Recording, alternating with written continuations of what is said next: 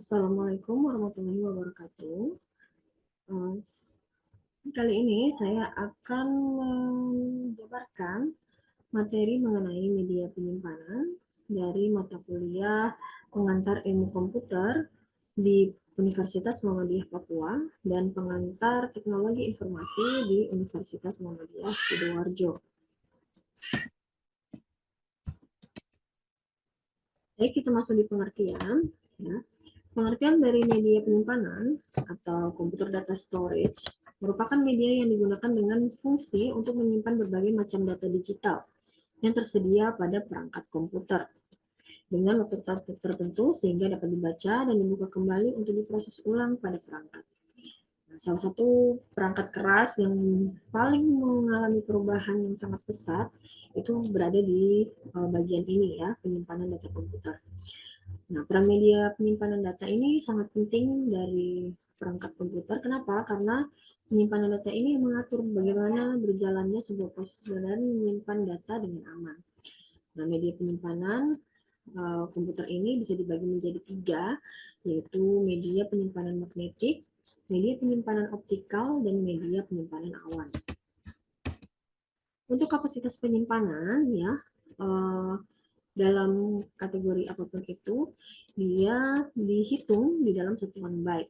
Untuk perhitungan pengukurannya, teman-teman bisa lihat sendiri bahwa 1 byte itu sama dengan 8 bit, 1 kilobyte itu sama dengan 1024 byte, 1 megabyte sama dengan 1024 kilobyte, 1 gigabyte 1024 megabyte, 1 terabyte sama dengan 1024 gigabyte, 1 petabyte sama dengan 1024 terabyte.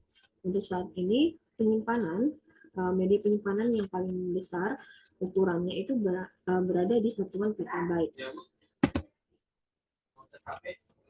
Kemudian kita masuk di teknologi magnetik ya.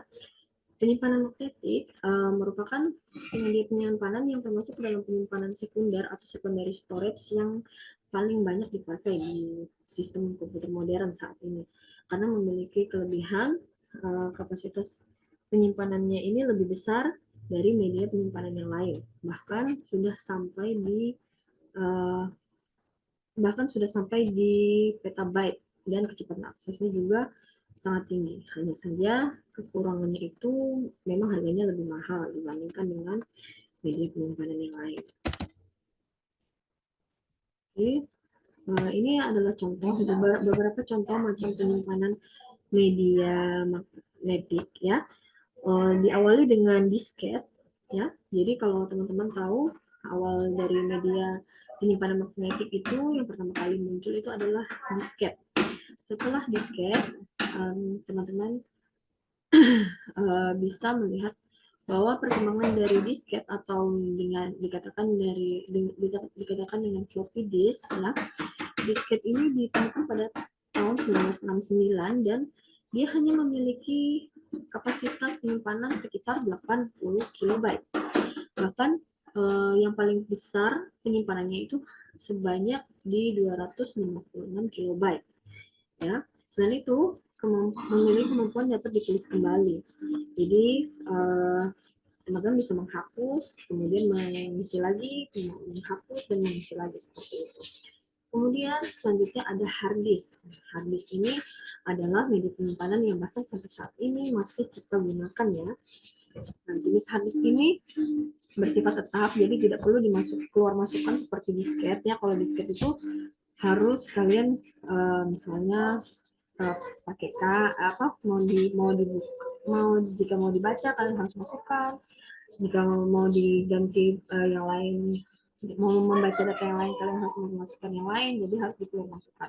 Sedangkan kalau untuk hard disk biasanya dia tetap berada di dalam sebuah perangkat komputernya, jadi sudah pasti dia ada di dalam seperti itu ya. Kemudian ada flash disk. Flash disk ini juga merupakan piranti penyimpanan berbentuk media magnetik ya. Ini adalah pengembangan dari floppy disk ya. Jadi untuk flash disk ini dia menggunakan fasilitas USB atau Universal Serial Bus. Kemudian ukurannya juga lebih kecil ya. biasanya hanya berkisar 50 kali 15 kali 6 mm, jadi sangat praktis untuk dibawa kemana saja. Untuk kapasitas yang saat ini yang paling besar flash disk berada di 1 terabyte. Kemudian ada lagi media penyimpanan magnetik yang lain, contohnya memory card ya. Jadi memory card ini juga sering dipakai. Hanya saja untuk memory card ini dipakainya biasanya dipakai di peralatan komputer dan peralatan elektronik seperti kamera, laptop, kemudian handphone ya, iPhone, serta video game konsol yang lain. Kemudian selanjutnya ada zip drive ya. Ada zip drive. Zip drive ini merupakan media penyimpanan magnetik dengan head yang sangat kecil dan dapat menampung data hingga 750 MB. Jadi zip drive ini dia menjadi salah satu yang paling populer di antara produk-produk jenis super floppy, tetapi tidak pernah mencapai status standar untuk menggantikan floppy disk. Jadi dia memang masuk di dalam media penyimpanan magnetik, hanya tidak se-booming floppy disk seperti itu.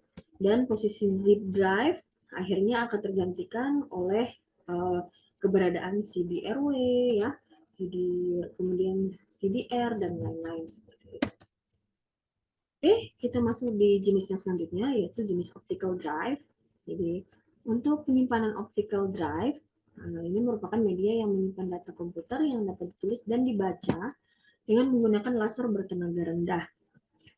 Kelebihannya di sini beratnya lebih ringan dari beberapa media penyimpanan magnetic disk. Kekurangannya kapasitasnya terbatas, tidak sebesar dari magnetic disk. Nah, ini adalah beberapa contohnya. Jadi CD, CD-ROM, CD-WORM, CD-RW, DVD itu termasuk di dalam jenis penyimpanan optical drive karena dia harus dibaca dengan laser.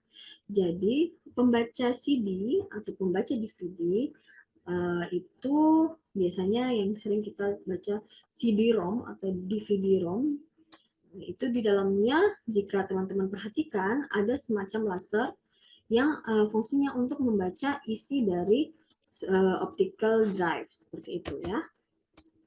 Oke, selanjutnya kita masuk di yang jenis ketiga, penyimpanan awan atau cloud. Penyimpanan awan ini tergolong masih baru, dia bersifat online dan tidak menggunakan kapasitas data memori pada perangkat, karena mereka menggunakan penyimpanan yang terdapat pada internet. Kelebihannya sudah pasti tidak memerlukan perangkat untuk menyimpan data, ya teman-teman bisa mengaksesnya di mana saja. Tapi memiliki kekurangan, ya, karena sering terjadi kesalahan pada server dengan risiko data akan hilang dan juga dikenakan akses koneksi data. Jadi kalau teman-teman menyimpan datanya di cloud, ya, sudah pasti teman-teman harus punya paket data, sudah pasti harus punya internet, ya. Nah, untuk kekurangan lainnya adalah misalnya di daerah teman-teman sekalian ada yang internetnya mungkin terputus atau gangguan. Nah, hal ini akan menjadi kendala di mana teman-teman tidak bisa mengakses data yang sudah disimpan seperti itu. Kemudian cara kerjanya untuk dapat menyimpan data pada media ini kita harus mengunggah.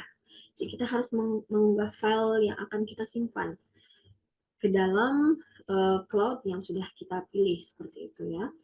Untuk contoh penyimpanan cloud-nya, di sini teman-teman bisa memilih yang paling sering digunakan oleh orang-orang, yaitu ada Google Drive, ada OneDrive, kemudian ada Dropbox, dan ada iCloud.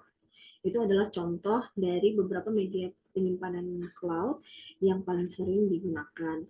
Hanya saja teman-teman harus ingat jika menggunakan penyimpanan awan atau penyimpanan cloud yang gratis, teman-teman akan dibatasi penyimpanannya. Maka dari itu, jika mau memiliki space yang lebih besar, maka teman-teman harus membeli paket penyimpanan dari masing-masing penyedia layanan penyimpanan cloud tersebut. Baik, sekian pemaparan materi mengenai media penyimpanan dari saya.